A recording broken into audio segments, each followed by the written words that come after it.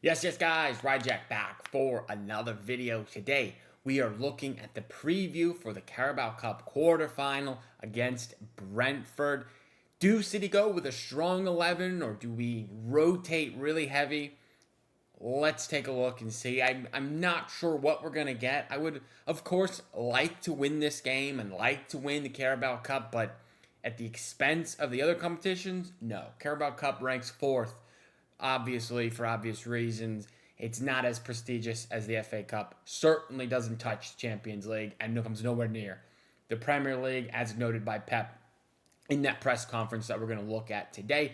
So before we do begin, if you are new, hit subscribe. We've just hit over 700 on the channel. Thank you guys, as always. That's awesome. I really appreciate it. Do leave a comment and a like. Let me know your thoughts on this game and how much do you care about the Carabao Cup? Because I care, but not as much as the other thing. So anyway, let's take a look. I have pulled up some tweets from the press conference, some quotes.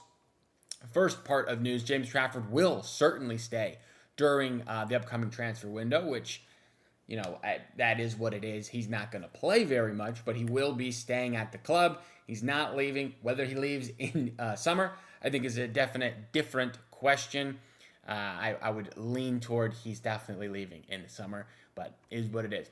Pep says he's top, an incredible keeper. GGO is first. But he's incredible. He blah, blah, blah, blah. Of course, he's with us. He'll be with us this season and after. We'll see. That means Trafford is very upset about not playing, and he is definitely leaving in the summer. That's what I would say for sure. He does say he will make a number of changes. James Trafford is going to play. All the players that didn't play recently are going to play, plus some that played versus Palace, and of course, some from the academy.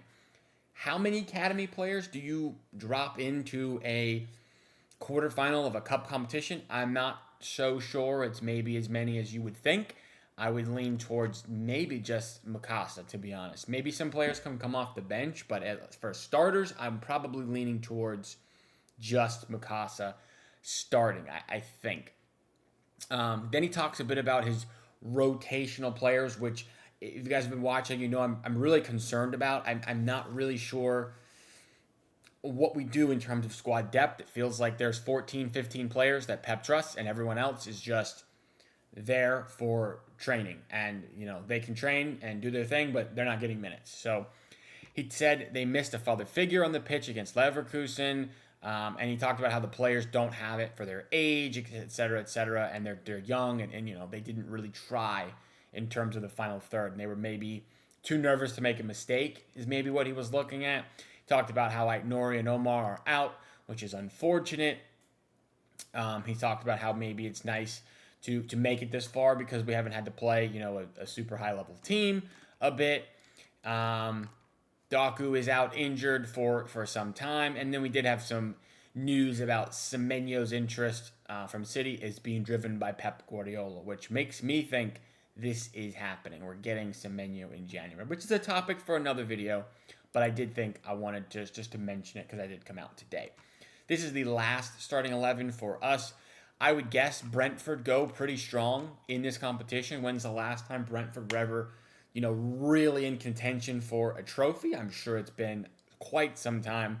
They do have Igor Thiago, who is second leading goal scorer in the Premier League this season. A lot of that is penalties, but he is still scoring and is second on the list. They've got some good players. Janelt's pretty good. Jordan Henderson is one to watch. Wutara, I think, maybe has gone to AFCON.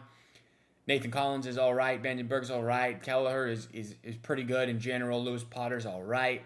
And Jensen is all right. I would say they're not the most challenging team, but, it's not like we're playing Huddersfield again. This is a Premier League team, and while they're towards the bottom of the table, they are still competent, and we cannot go out and field 11 kids and win this game. Obviously, we're going to need something in terms of some players here, some players from the academy, some from the squad, the bench area, and I'm not really sure the best combination, in all honesty, for what we do, but it's a big game. The next round will definitely be a draw, so we'll see who we get. As far as I'm aware, I don't know. But this is a competition we should be going for the win. Like I said, I would like to win it, but I of course I'd like to win it. I don't want to sound like I'm turning my nose up at a trophy, but I'm more in favor of resting players here so that we have players available at the weekend against West Ham, because the Premier League, a win there I would take over a win here in the Carabao Cup quarterfinal. And maybe it's a bit harsh, but it just is what it is. The Premier League is the biggest trophy out there, or the Champions League, and I'd rather win those than this one. Plus, this is a good opportunity for young players to get minutes who are not getting minutes in other competitions. So that's how I feel about it. Chelsea have advanced today to the semis. Newcastle Fulham will also play tomorrow. We'll see who advances. You would expect Newcastle probably, but you never know. And then Arsenal and Crystal Palace should be actually a really good game. That one's not until next week. We'll maybe find out the draw after tomorrow. I don't know. Sometimes when the draws happen is a little bit weird, but us and Arsenal are the clear favorites for this trophy should we decide to go for it, depending on the lineup for sure. So let me pull up the lineup builder here. We got Brentford in the title. This is probably the formation we're going with. I'm changing it up slightly. Pep did confirm that James Trafford will be in the lineup. He'll be starting. He is our goalkeeper for this game here. And then I think I start with the players that I think definitely play, and then discuss a little bit further from there. I think, without a doubt, Nathan Ake and Kusanov are our is the center back pairing. I don't see a need to play Ruben Diaz and Gavardio. Maybe there's a shout for Ake at left back, and you give Gavardio left-sided center back minutes. Potentially. I would love, of course, to play Aït-Nouri, but he is gone for AFCON. What do you do at left back now? Do you bring up a squad academy player? Maybe, but it's probably going to be Nico O'Reilly here. Right back, I'm not sure what you do there, to be honest, either. There's been some shouts for Mufani as one of the center back prospects we bring up. Maybe that could clear some space in the center back role, and then you could put Ake out wide, or you could put Kusanov out wide and Mufani in the middle. Again, I don't necessarily think that happens. I think most likely Mukasa is going to get minutes here. I'm going to put this random face here and then just type Mukasa, because he unfortunately doesn't have a player face just yet. It does have him as Nigerian, but what are you going to do? It is what it is there. For the other positions, other players that I think certainly are going to play, I think left wing, most likely, you're looking at Savinho. And I know people are not always happy with Savinho, but I would be shocked if he did not start this game. There is no Jeremy Doku. So, that basically puts him at winger number one, most likely. You have Bob probably out on the right. Oscar Bob, one of my favorite players who has had a disappointing season. I can't lie. I wish more. I could have seen more from Oscar Bob, but we are where we are, and it looks likely he will leave in January on loan. But again, maybe this improved. This is a chance for him to go out there and play really well, and Pep reconsiders. You never know. Another player getting basically no game time is Rico Lewis. I think he most likely starts in the middle in this game. He probably starts in the middle. Like I said, right back is, I guess, an option, but the midfield, there's just not a whole lot of rotation ability there, and I'm not sure what you do entirely.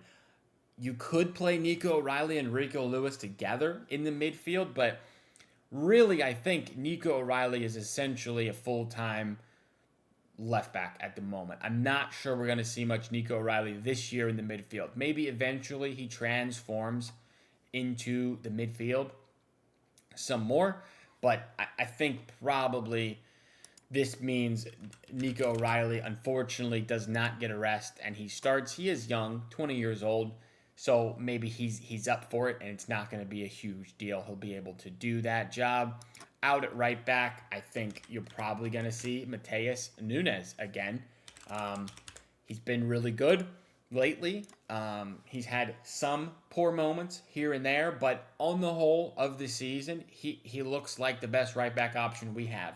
I know people would like to upgrade there potentially, and maybe there's a fair shout to upgrade, but Nunez, I think, most likely is the right back for the time being.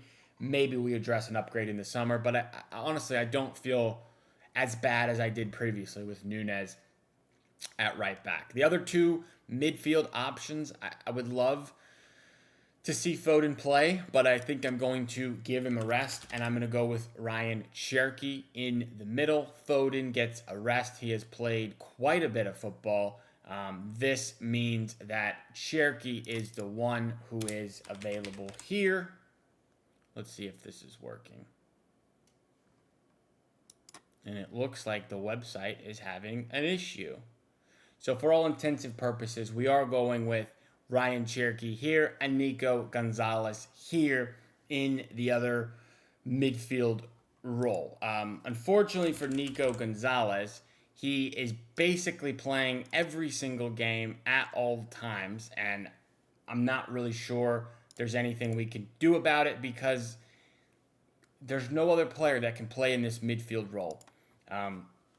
Looks like the website is working again, which is very odd to see, but here we go. Again, that is the lineup. I would assume we see something like this. Maybe there's other players who could potentially play that I'm not thinking of, like an academy player here or there. Maybe you see Gavardio, like I said, but I'm honestly not really sure what you do. Do you give Holland the day off? I think so, probably. And I think Mikasa plays in that starting role. Maybe it's a bit fluid and these guys can interchange. Bob can play some false nine if needed. So, to me, this is what I would do. It's a lot of changes, I know, but like I said, I think the game at the weekend is the most important one, and this is what I would do.